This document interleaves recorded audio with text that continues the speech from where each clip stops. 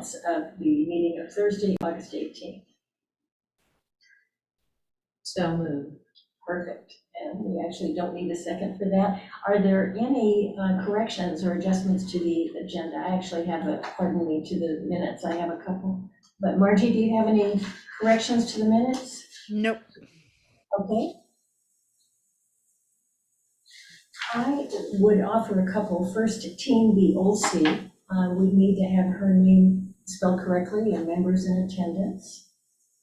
And then Andy, Andy Haas' name needs to be spelled correctly under 6 reports. Andy Haas gave an update, but I'm looking at the 4th bullet to the last, Andy, and it reads, Kelly O'Ryan is going to the restorative practice at the high school, but will bout our Title IX coordinator. So I'm sure that's not exactly what was intended. No. So she's going to be the restorative practice person at the high school, or She she's is going to have an office? She's the restorative practice coordinator for the high school, but then she's also our Title IX diversity, equity, and inclusion coordinator for the SU. Okay. That might Will be our Title IX coordinator for the SU. So just that sentence will read, Kelly O'Ryan is going to be the restorative practice coordinator at the high school, but will also be our Title IX coordinator for the SU.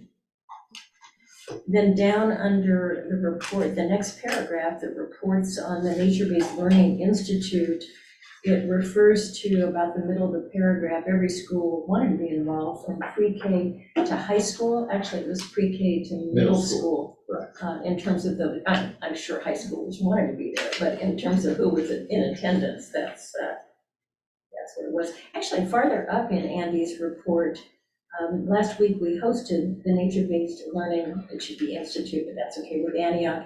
It's the first step in a larger, innovative approach to expand nature and work-based learning for our students. It says in a larger, innovated to expand. It's just not quite complete. And then over under preliminary budget planning, the policy committee C, this is on the next page, there's a reference to it should be there are some statutes around that. So it's the third line, there are some, not statutes, but statutes around that.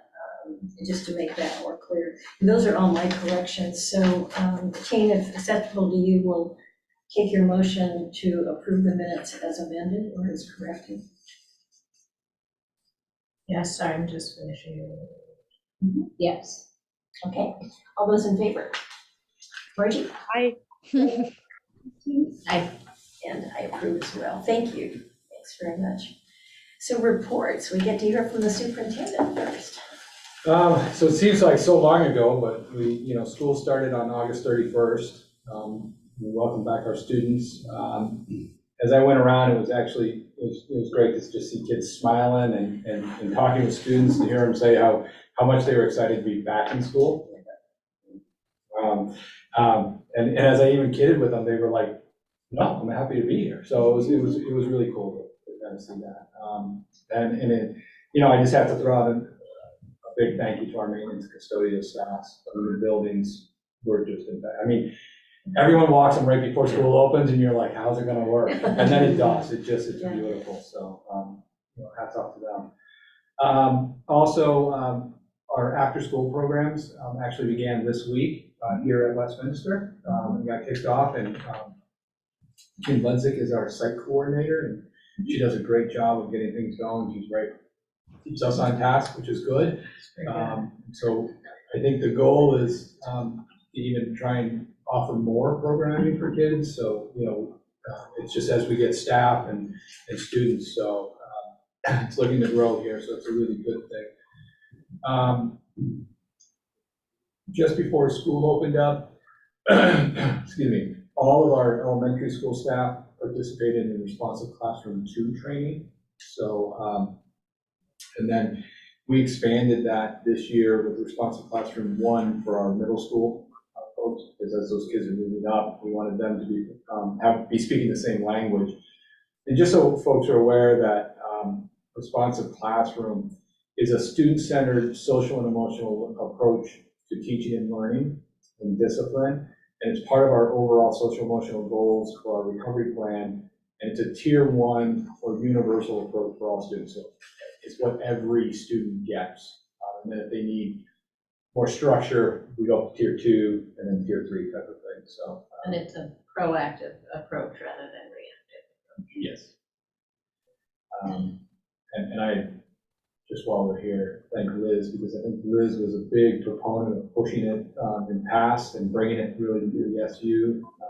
So she's kind of taking the lead and make sure it keeps going. So I'm gonna do it. Just so everyone is well aware, in the collective bargaining agreement, it's section 16.6, which is a retirement incentive. We sent that out to all of our staff because they need to notify us by October 1st if they're intending to retire. And to be, sorry, get my brain going here. So to be eligible for the retirement incentive, a teacher has to be at least 50, has to have at least 20 years of service in the district. They have to announce their retirement and enroll in the district's 403B plan, and then they're eligible for $7,500 retirement stipend. So we just wanted to, we put that out the faculty, we just want to make sure folks are aware of the October 1st deadline. We are contracting with Criterium Engineers, and they are a firm that will come in and do a capital needs facilities audit of all of our buildings. So we asked them for that, which was last year. They gave us a proposal. We included the West School. So not only this school, but West will be included in that facilities audit. And our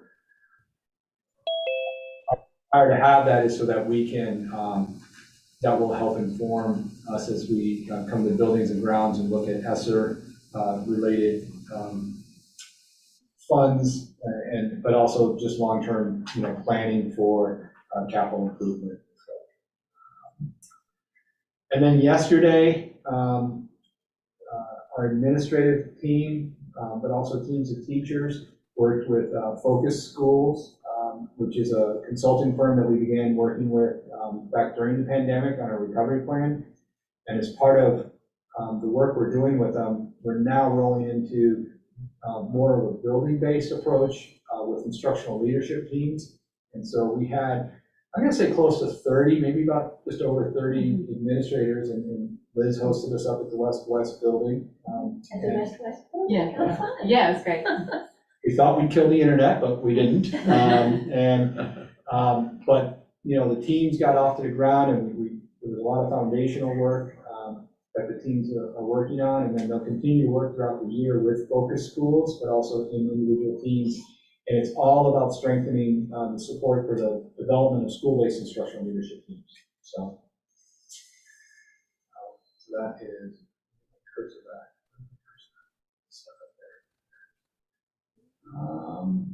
And then the other big thing is we included a link in the report about there's a ban on suspension and expulsion of students under the age of 8.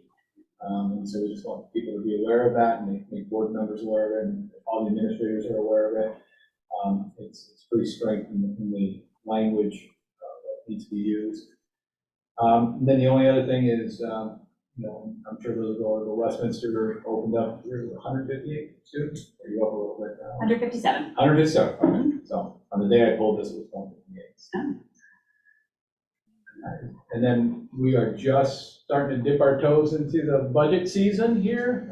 The finance committee will be meeting next week. So sorry? Oh, good. Yeah. So that is where we are. Any questions for Andy about it, either Margie or Tina? Yeah, how did the fact-finding tour go? Oh, I thought the Buildings and grounds. yeah, no, we didn't get to all the buildings, so we haven't been to Westminster Center, we haven't been to West, and we haven't been to Central. Correct. It was quite eye-opening for myself, but I've been in all the buildings, but to hear other people's perspectives on how things went, I think I think board members were enlightened by going and seeing different parts of the buildings and maybe parts that they don't always get to. And I think it's going to open up quite a bit of discussion. Okay, that's cool. Was David there? David Clark? Yeah. No, he did not join us. Okay. One of the things I would echo about that is in what good overall condition each of the buildings was in. I mean, reinforcing what Andy said about what maintenance has done to put them, whatever their age, into the best possible shape. And all the care that kind of comes through. We met with the principals in each of the buildings except Grafton. We weren't able to meet with the principal out there. But in each case, it was you just got a really positive feeling. I think one of the challenges that comes through most clearly for me is at the high school, the many challenges that are there in that building environment. So we'll see, it'll be interesting to process all of this with this larger question. Well, first of all, what are the capital improvement needs in each of those buildings? What really is needed? And then secondly, if these discussions go forward about a possible place for an early childhood program, 0 to 4, plus our pre-K, plus new offices for the supervisory union, is there space? That's been one of the questions from citizens, is there space? And so that was part of the underlying purpose for this tour about. Yeah, and I think it's, everyone looks at space differently, and so that's the that's the challenge, and then getting groups together to find that common ground and what's appropriate use of space. And as Andy said, we've not been to the team of people. It was a pretty large group of us. Jim came along, Andy, as well as many board members. So we still haven't come to Westminster, West or the Central School, so look forward to that. Yeah, I can't remember if Molly said it. Not sure yet. I don't think she did yet, so.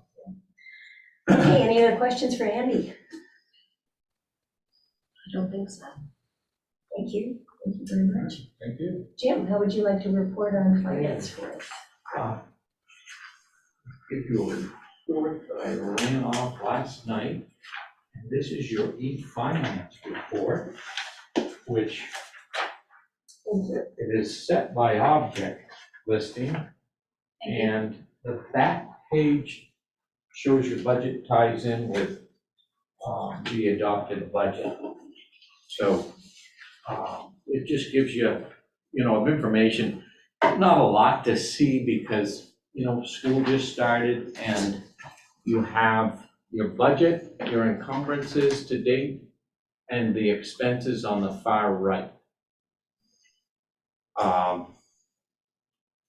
So in addition to that, I have what will become your new accounting system. And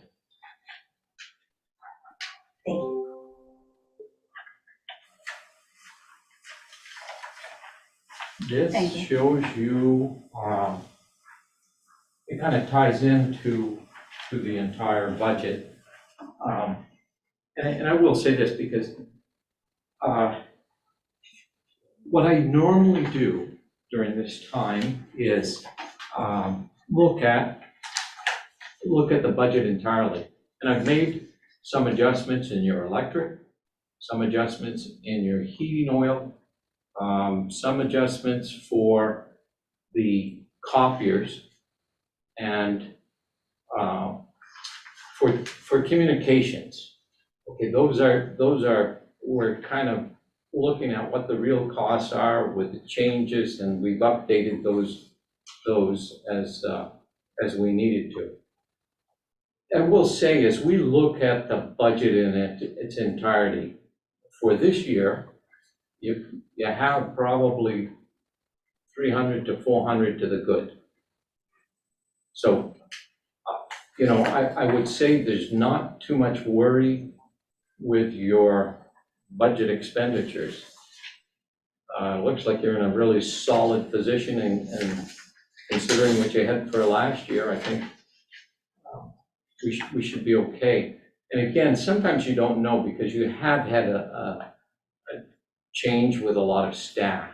And sometimes you don't know how that's going to rock and roll in the budget process, but so far it doesn't look like it's changed your position much at all. So I do want to give you this. This shows where you are, and I have made all of the track and step changes with staff. We're 98% of putting staff in and knowing where we are. We've made changes on the health insurance, and this is a tough one, but I put 12% increase on the health insurance. And again, I'm concerned because UVM rate was set at 14.8%. Vermont Health Connect was set about 12.5%.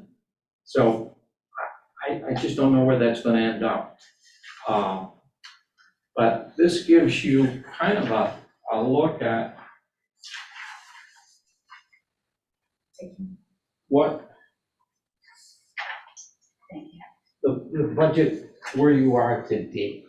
And again, I think, again, what staff changes may be made, we'll have to look and sift through and see where we go.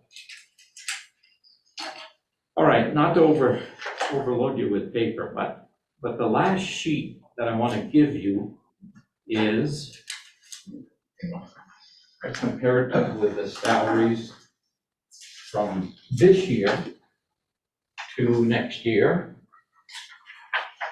And the only thing that I didn't get into this was on the support staff.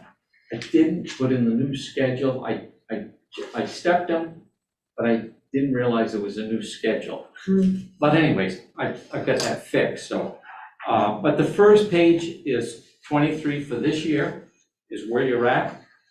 The second page is moving everybody up with the health insurance as well. And dental, I've not confirmed.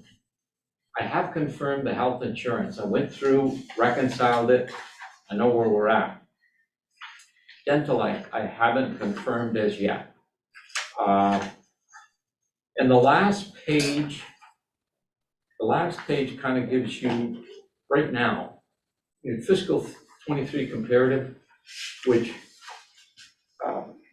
and again, I throw this out. If you had some emergency situations, it looks like you've got 300 at least to cover anything that came along.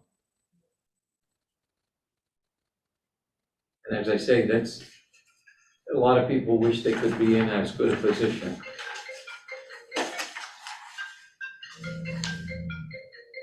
Is that you? That's your name.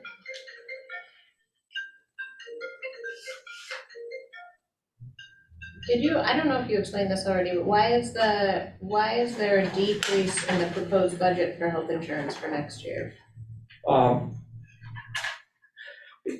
don't know how the health insurance was budgeted last year.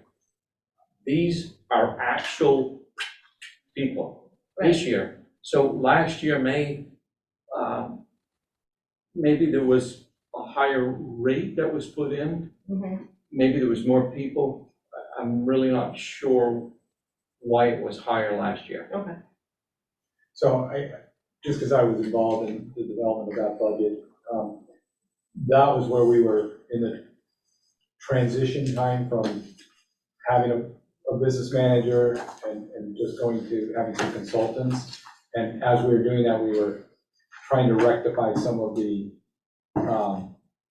over budgeting that had been done. And so I think as we were paring down, not really having the expertise and intimate knowledge, we didn't pare down all the way probably that we could have. But also with that fear of not wanting to go too far. Yep. And then we're in the red this year. So. Yeah. Well, and we're not in the red this year, we're in the black.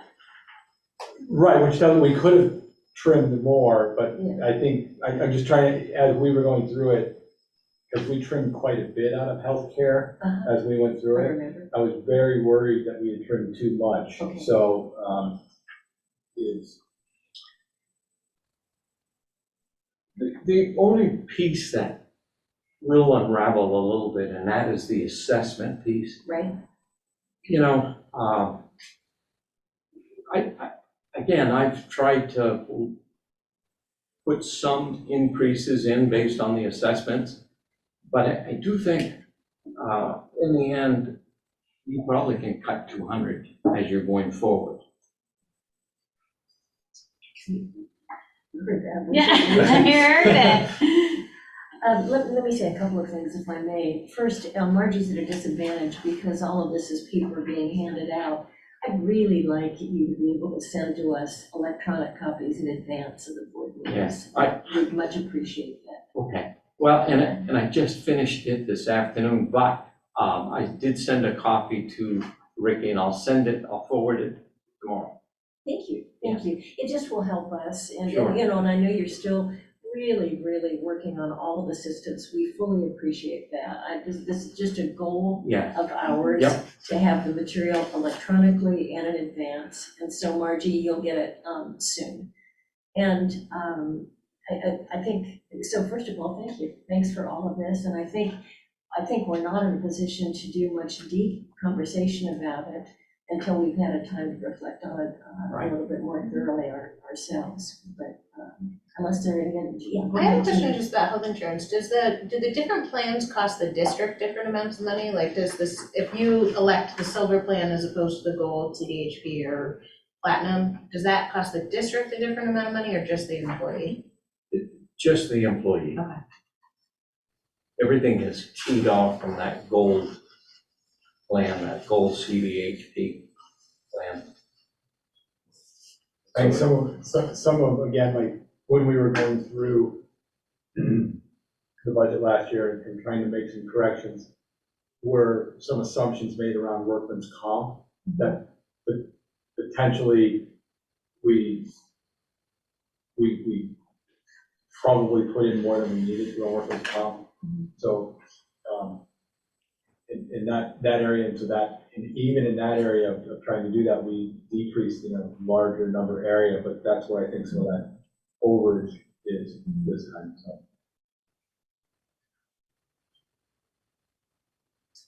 Have the employees had information about the, like, other than just reading through what's involved in the plans, like, Wait, but from people around what's involved in the platinum plan, the gold? Yeah, so Joellen meets and offers, Joellen's our human resources manager, she meets with folks, she runs like a coffee thing where she'll, have hours where people can come and get things. We are now moving also to an onboarding kind of program, so when folks come in, they meet with Joellen and go over, and so if we have one person who's coming on in a month, or if we have 5 people coming on a month, they all come in at the same time, we go over all the same information, and then if they have follow-up or individualized questions, they make an appointment with her, and she goes through the plans with them and the explanations of the different packages.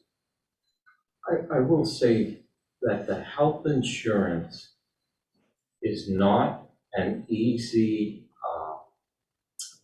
benefit to fully understand. And when I get those bills, and when I have to call Blue Cross Blue Shield, and that HRA piece as well as the FSA piece, and I gotta tell you, I'm buried. I couldn't tell you, is it right? Don't know. So that's the biggest issue that I have with it. It's certainly not simple. There are a couple of maybe concerns, questions, but this format is different than we've been used to seeing. And so it's going to take a little bit of time to figure that out. Secondly, you've put in a proposed 2024 budget, and that is obviously draft, it's your thinking. We're accustomed to a process where the principal Sure. will work on developing his or her budget and bringing that forward, working with the school board. So this needs to be an interactive. Absolutely, and it's not meant in any way to get ahead of it, but we know we're gonna have to follow the teacher's salary schedule and step. Sure. I mean, those are some of the basic stuff. It just, the format, and again, where it becomes very hard, is the Agency of Education has a set 20-digit code, and that's something that we certainly want to try to adhere to. And in the past, it wasn't always done, and it does make it difficult as you're going forward, because, and I mentioned this to Liz, you know, before you had some supply accounts, you had food as one broken apart. And I usually don't do that. I usually have a supply account, and I'm trying to reduce the number of accounts as much as possible and still get the meaningful data to analyze. I think the other thing is, Jim, and we just talked about this and shared the principals, so Jim's making appointments with each principal, Okay. and so he'll be coming around. So let's just take the top line, which is teacher salaries, which is got a projection for FY '24.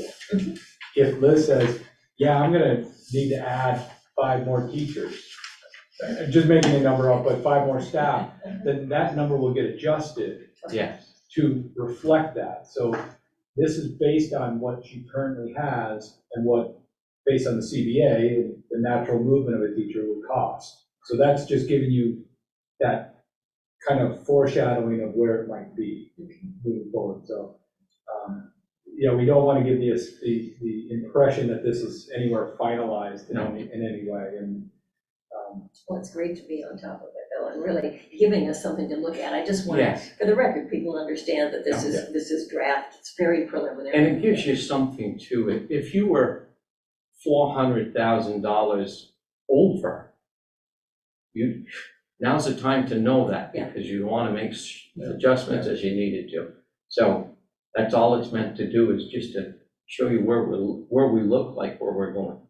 Does Act 173 go into place next year? it's in place. It's in place, not the budgetary piece Yes. of it, though. Yeah. Yes. It is this The year, I block thought it was grant waiting until next No, year. block grant is in full play. We actually, knock on wood, we didn't come out too bad, where our early projections 5 years ago were at best $500,000 short to $2 million short.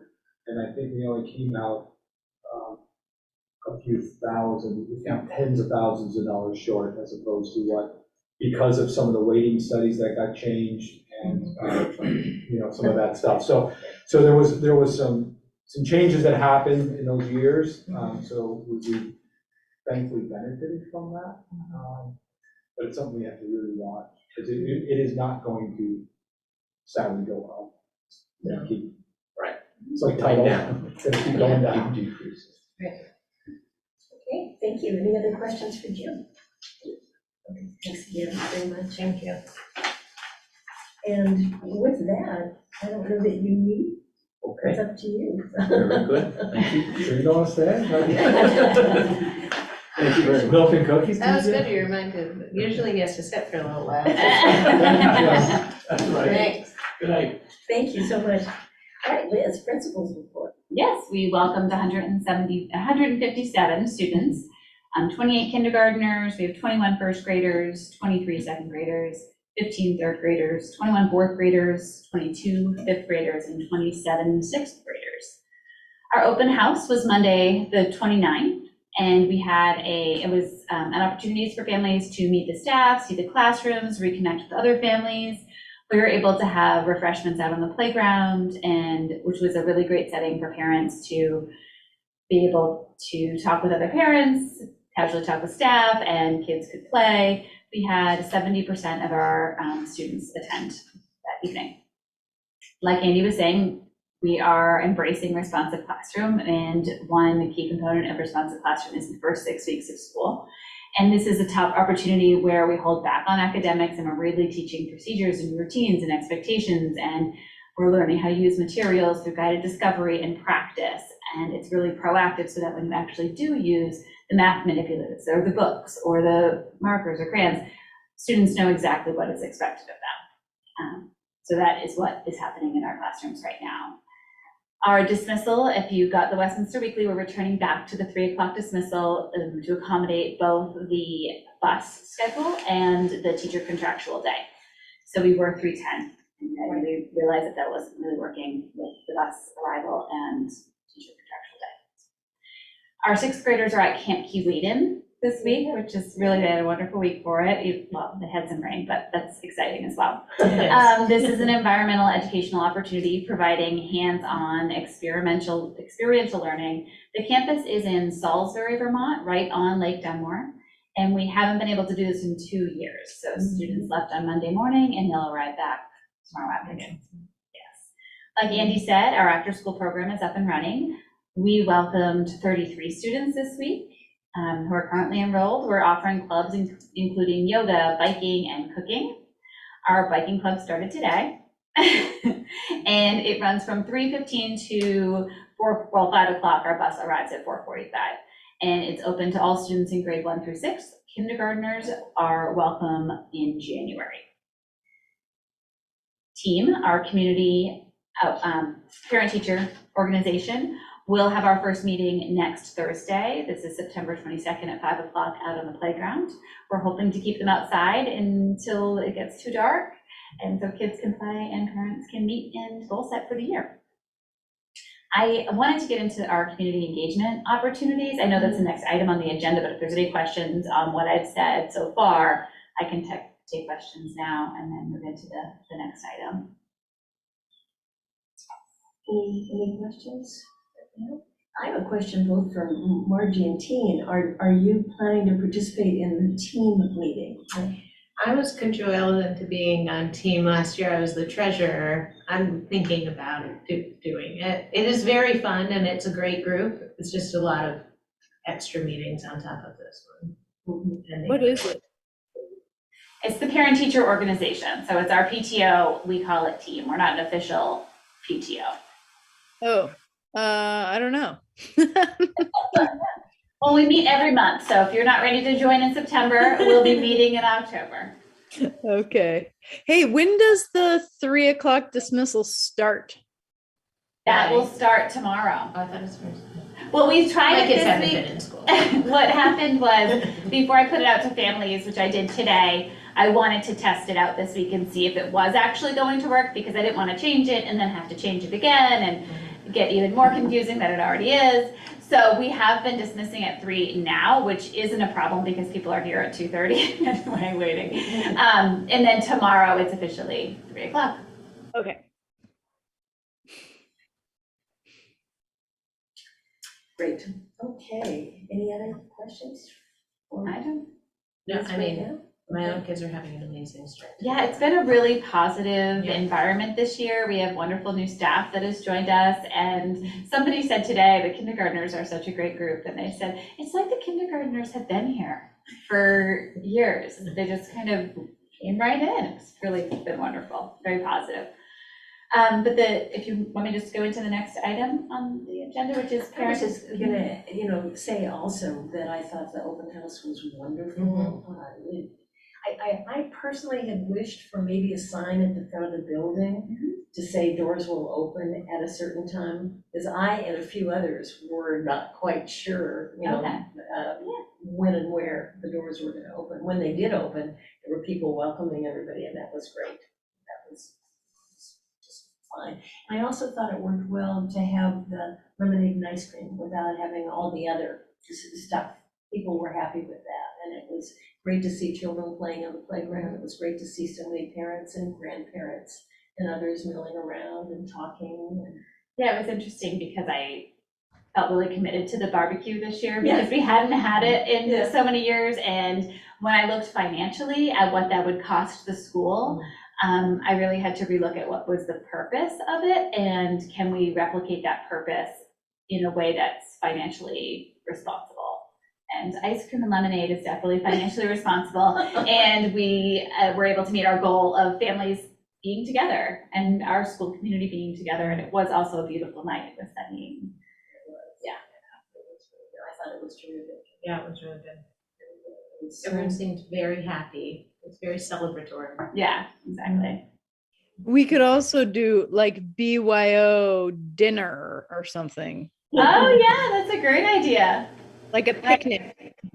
Right, if you want to bring your own dinner, we got the ice cream and lemonade, you bring dinner. I like that.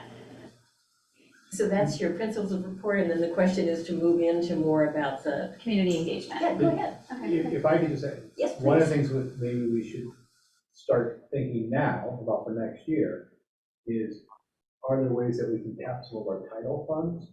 We would just need to make it around educational engagement as well. So, but I think that we do that, we can do that in all our schools, but that would provide maybe some additional funds. And another way to tap, I'm just wondering if we can figure that out, because it's always, And to look back historically, if we were going to have and I think that's what they did. I think they funded the picnic through engagement funds and title funds, but I think they weren't. Right now, we can only use, I think it's $3 per student on food, and it has to be light refreshments. I'm not sure how strict that was years ago. yeah, it's gotten tighter, but I wonder if we could just go back and look at that, which, because I get it budget for title stuff. I also think it was nice for like, it was an hour, right? Which is nice for like, teachers are in their classrooms so much before the school year starts and they're working such long days. It's nice that we're only kind of requiring an hour of their time rather than a long dinner, which would be nice, but it's also like, they have been working really hard to get everything going. It was nice, like, it's a nice meet you, everyone gets to talk and mill, and then it's like. And they had to take into consideration, it was, what was it, 5:30 to 6:30? Yeah. Which for our youngest students could potentially be like 11 o'clock at night for them, you know? So it's like, we're just not expecting kids to sit and eat, which are they really going to do when they're so pumped about just meeting their teacher? So, yeah, we can definitely, I'd love the feedback, so I think about it for next year. Right. It was 5:30 to 6 in the classrooms, wasn't, and then 6 to 6:30 or something? Yeah, it afterwards? became more fluid. Yeah, I mean, of course, in my head, I was No like, one this follows is the what's going rules. to happen, and that didn't exactly happen, but it was fine. But we did shut the doors at 6:30 so teachers could, because we had another whole day of responsive classroom training the next morning, so I wanted to be able to, go home. Well, thank you. Thanks to the whole team. What a Yeah. wonderful evening. Great, good, I'm glad you enjoyed it. So any other ideas for parent and community involvement? Well, I emailed it to Nicole to send it out to the board. I made a little flyer that I thought would be a little bit more helpful I'm gonna try for and- I'm community. gonna try and share it. Oh, okay, for the community to know where and how to volunteer. Great. I don't think I've seen it. Oh, okay, here, I just, I'll share it, I'm planning to share it out with our school I community. have mine, Oh, okay, or I'll take one. okay, I'll give you one. I'm planning to share it out with our school community next week, but I wanted to bring it to the board in case the board wanted to share it with our larger community, then maybe read my newsletter. I'll be doing this winter sports thing. Perfect. So these are just ways, our classrooms are busy places. We want community involved, obviously, but we want it in a way that's going to enhance the learning that's currently there. Right. And these are just 5 ways in which community can come on in. We have reading buddies, so if you are somebody who can be at the school every week at a certain time, I can match you with a teacher who has their reader's workshop at that time, and you can come in and read with individual groups of students. That'd just be in the classroom with the teacher. Yeah. Margie, can you see the flyer now? I have it. Yeah, I have it on my phone. I've been looking at it. Yeah, no problem. Is it on the screen though? No, it is not. On the screen, there you go. That's what I wanted to make sure. All right, sorry. Yeah, another idea would be lunch mentors. That's where we work with our school counselor to match a community member with one of our students who could use some more positive adult interaction. And they would just have lunch once a week, once every other week. That's a little bit more flexible of a schedule, but we would want something consistent because students will be depending on it. Winter sports, we're hoping to get back up to a chemo, so we're always looking for community members who are interested in going to the mountain. Yeah, perfect. Studio Y is another great opportunity. They have makerspace for students, so we're always looking for an extra set of hands. We can always use people to help manage that. And then, of course, our after-school program, if you have a talent or an interest that you'd love to share with students, this is a great place to run a club. If you are into knitting, crocheting, cooking, outdoor adventure, really anything kids can get pretty pumped about, we'd love to have you lead a club. This is outstanding. Thank you. It came in, it looks like about 5:02, and I wasn't able to look at it okay. before, but I'm thrilled with this. Just as history, you know, it was maybe 2016, 2017, we started this opportunity for people in the community to sign up to. I found those. Right, Yeah. all those files. And there wasn't always a good process. You have created this in major opportunity areas that work for you and work for the teachers and work for the parents. I'm totally thrilled with this. Good. Great. So thank you. And we'll just see how it goes. But I mean, the categories of reading, lunch, sports, Studio Y, and then after school. If people want to do something more elaborate, Yeah. if they've got, you know, if they're great at cooking and they want to share that, Right. or I've had, you know, some people offer to knit with kids, and that could be an after-school activity or any number of other And things. the after-school program clubs run like a certain amount of weeks. If you're They're saying, like 6-week chunks. or even, we or can make shorter. it be whatever length they're committing to, but if they say, I like to decorate cookies, I can commit to the next 3 Tuesdays. And they can do that, and we can set that up for them. So, This is great. Great. So with this getting started, you're having everybody contact you. Yeah. So let us know. That could be kind of overwhelming, you know, I mean, you'll. oh, I hope it becomes overwhelming. Like, I hope that we have such a flood of community that I'm having to call you, Cheryl, and say, I can't manage it. That would be Okay. like a happy problem, you know, but yes. That's great. Yeah. That's great. So how are you going to communicate the opportunity? So that's where I'm reaching out to the board. So this will go in our newsletter. Okay. I'll post it on our Facebook page separately. I potentially could go into the newspaper. Mhm. We'll get it up on our website. Okay. But if you, The Gazette. right, yeah, then The Westminster next Gazette, issue of the Gazette. Yeah, yeah. Okay. I can have Allison put it in the Oh, Whistler perfect. out of That'd be great. Westminster. Awesome. I'll hang it up at my office and I'll print one off and have it hung up at the co-op in Putney. Oh, awesome, awesome. Thank you. That's great, Margie.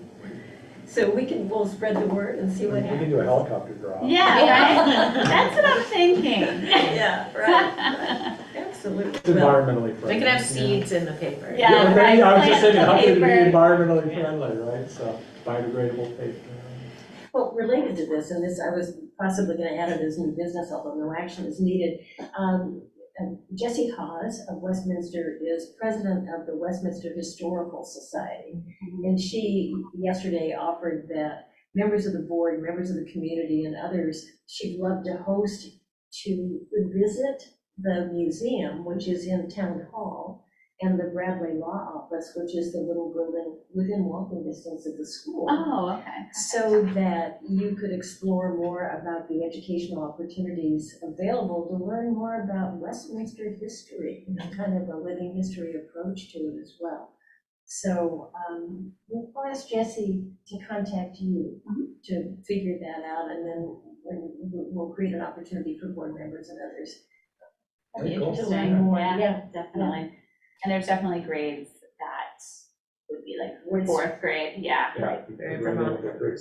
Vermont, yeah. Mark- Karen, Karen Blanchard also wanted to get back into reading. I know she's not here today, but remember she said she wanted to be a reading buddy? Yes. Absolutely. Thank You need loved the older kids reading buddy today. That was, Oh, yeah. she was It's really stoked, cute. so we- stoked about that. I know that's an offshoot, but No, good, I'm glad, and I'll mention that we have book buddies within our building, so I think our Fourth and kindergarten. older grades are paired with younger grades, and I believe it is fourth and kindergarten are connected, and they meet a couple times a month and read together or do other things, a craft, or they'll go outside, or when we march in the Halloween parade, we were marching with our book buddies. I know, Marlo and April Yeah, I know. together, that's right. So it is really a sweet, and then we just know, and then staff and students know more of the kids in the building, so it's just really an easy way to do that. Wonderful. So I think that's all for parent and community involvement. Yes. Yeah, it's very exciting, thank you. Yeah. And then I only added possible capital improvements just to have us keep thinking about it. I know that's on the list related to ESSER. I know you've got the assessment about to happen, so we'll get an audit of all the buildings, right? The pumps should be in the process of getting in the ground at some point, right? Yeah, we're in the process, it's a ordering issue, so that will happen in October. Okay. And then, I think the other piece is we're gonna be going out to bid for the roof here, soon, that should be. Roof here or west or Both. both? Both. Yeah.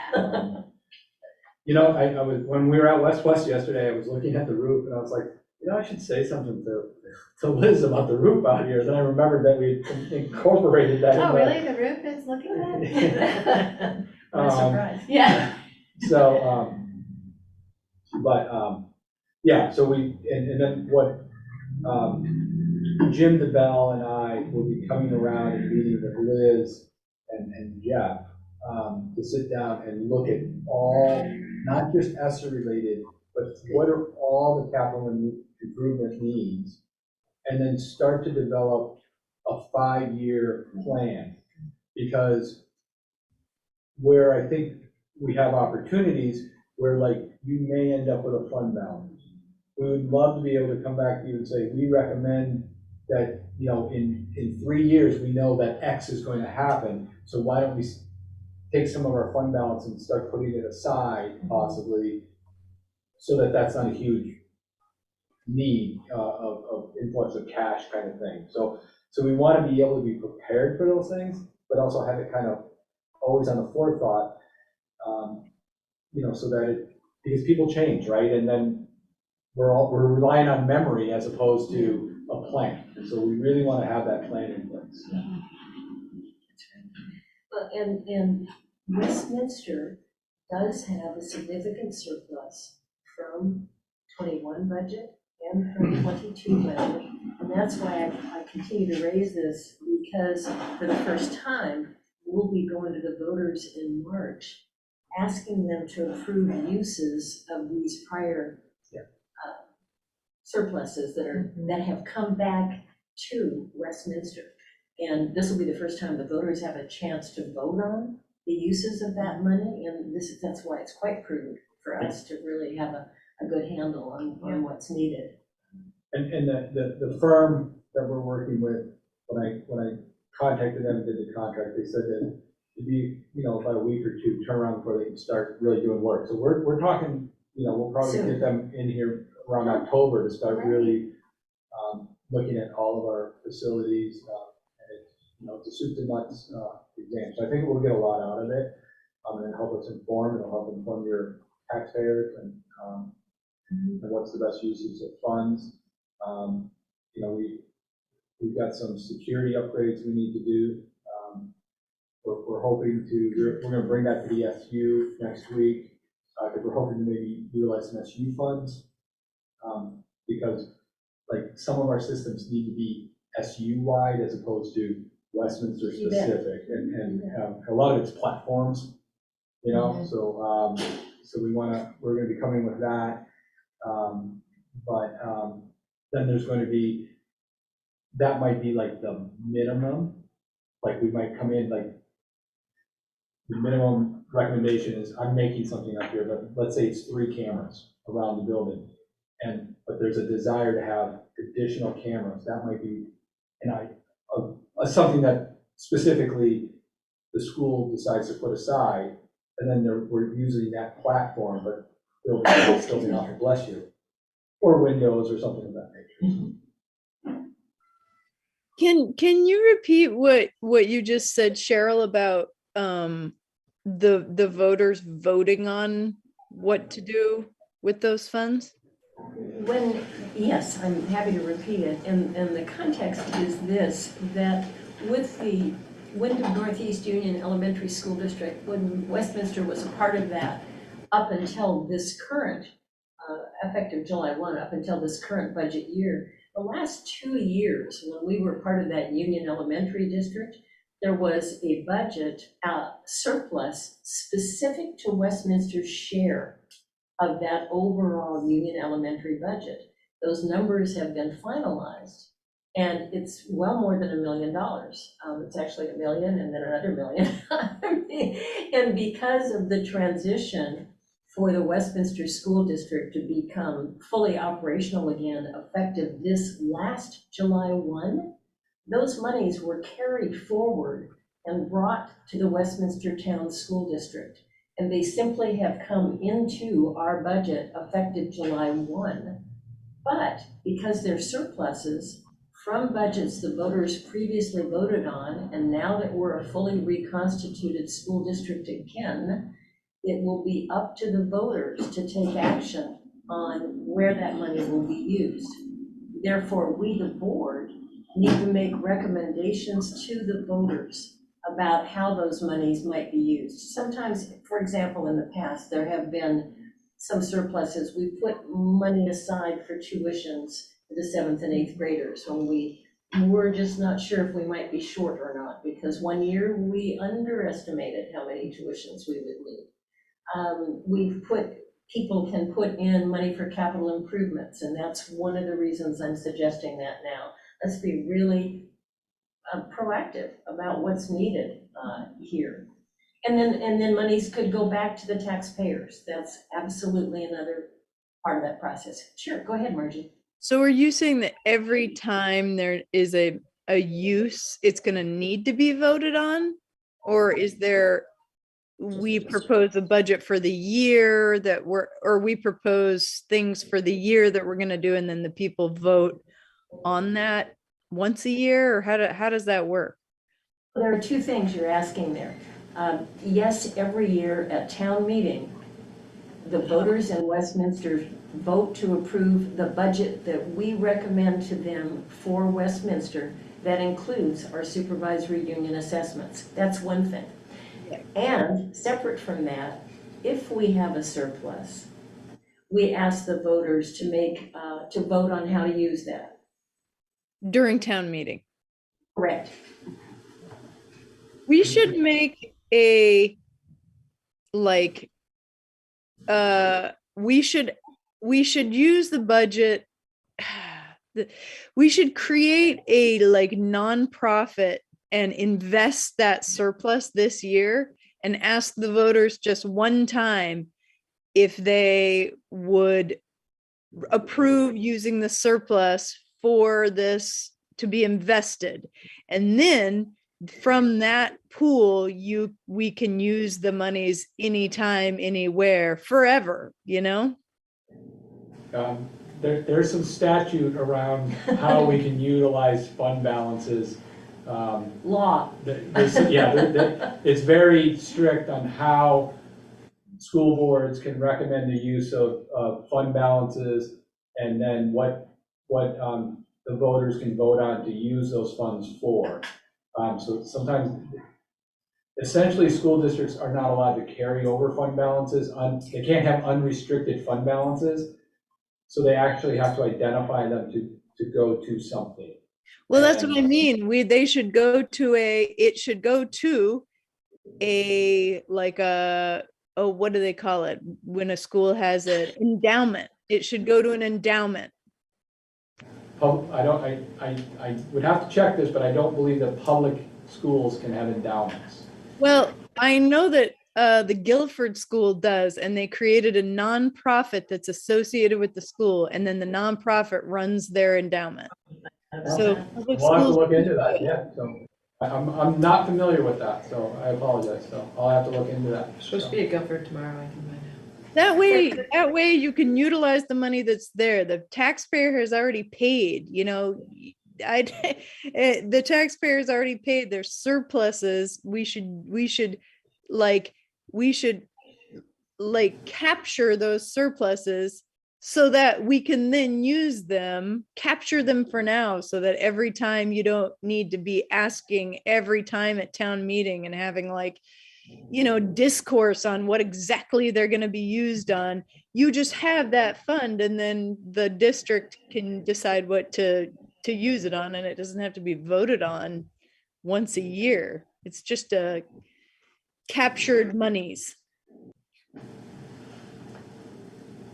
Well, so that's very helpful, thoughtful discussion. We can't take any action on that now. It's not a warned item on the budget, but I mean, on the agenda, but very helpful and thoughtful. So let's follow up. Yeah, I know. Thanks. Thank you. I think we have, to my knowledge, then no new business for discussion or action.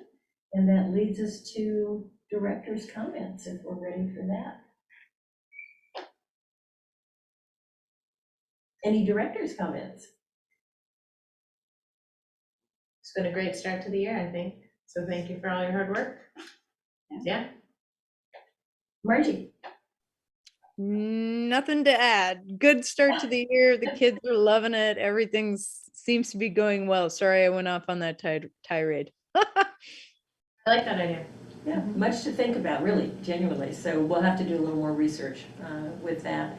And I'd echo, thank you. I would again ask Liz just to convey our thanks to all of the staff here, everyone involved, our new school nurse, our paraprofessionals, our new team members, and certainly all the teachers and others. It was interesting again at open house how many SU employees are here in the building, in addition to the teachers that we know pretty well, and the paraprofessionals who've been here for a long time. But it's a great community of people, so our thanks to everyone, and the kitchen, and the maintenance crew, and, Everyone, yeah. everybody else. The date and time of our next meeting, we're meeting monthly now until budget season, and then we will tend to have the first Thursday of the month will tend to be a budget meeting. And then the third Thursday will be our regular board meeting. And we'll see how efficiently we can move through and thoughtfully we can move through all of that. But for now, our next board meeting is October 20th. So thank you. I'll entertain a motion to adjourn. So moved. Thank you. All right, we're adjourned. Thanks, everybody. Thanks.